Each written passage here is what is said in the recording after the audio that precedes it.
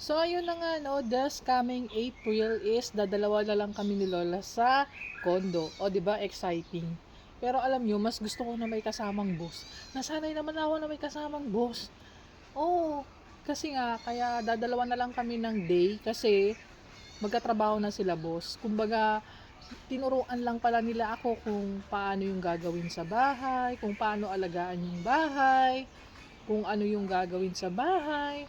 Pero hindi pa rin ako magluluto. Oh, ang ganda, di ba?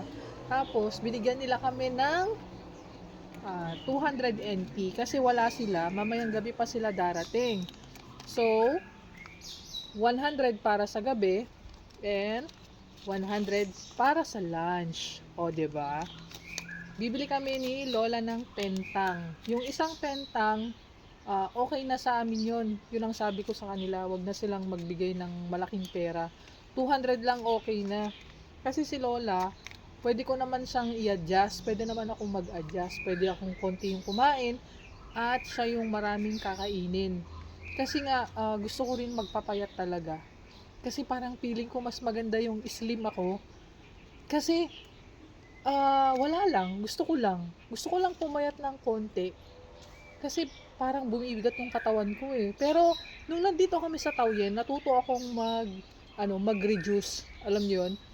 And kung nakikita niyo na kumakain ako, nagki-crave lang talaga ako noon, tsaka may pera ako.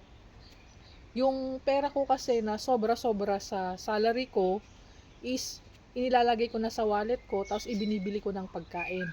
Hindi ako mahawak ng pera na 1,000 sa aking wallet, hindi. 100 lang, 200, 300. Pag naubos na yun, enough. Okay na, wag ka nang kumain. Ganon. Tapos pag dadating ang sahod, yun, kakain na naman ako kasi may barya na naman yung pinadala ko. Ganon ako, hindi ako naghahawak ng malaking pera. Yung 1,000, hindi.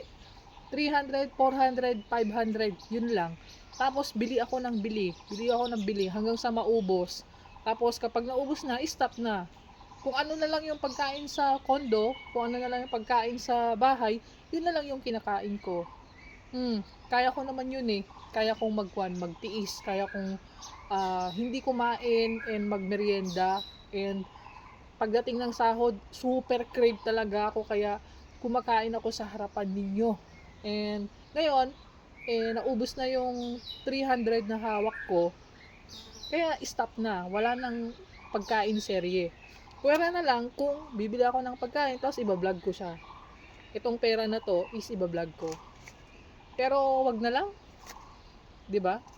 Parang privacy na lang ba 'yun? Kaya kung ano lang yung iba-vlog ko, yun na lang. Kung ano yung lumabas sa akin content, yun na lang. Uy, content daw, hindi naman ako content creator. Kung baga, gumagawa lang ako ng mga memories ko dito sa Taiwan na babalikan ko balang araw. Yun. Hindi ko tinatawag na content creator yung sarili ko.